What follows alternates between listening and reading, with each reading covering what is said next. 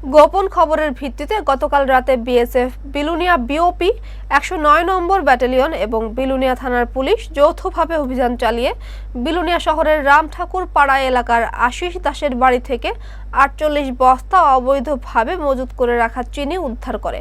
রাতেই বিএসএফ চিনিগুলি তাদের বিএসএফ ক্যাম্পে নিয়ে যায় এবং আজ বিলুনিয়া থানার হাতে হস্তান্তর করে।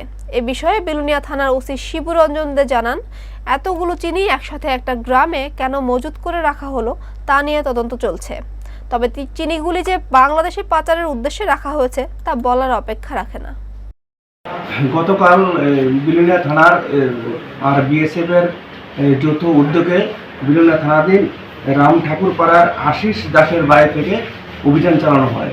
তো অভিযান চালিয়ে বিএসএফ এবং পুলিশ মিলে উক্ত বাড়ি থেকে আনক্লেমড হিসেবে 48 ব্যাগস চিনি উদ্ধার করে সেগুলো বিএসএফ নিয়ে যায় এবং পরবর্তী সালে আমাদের হ্যান্ডওভার করেছে। এখন এই ব্যাপারে আমরা একটা মামলা নিয়ে তদন্ত শুরু করছি। কালকে কখন?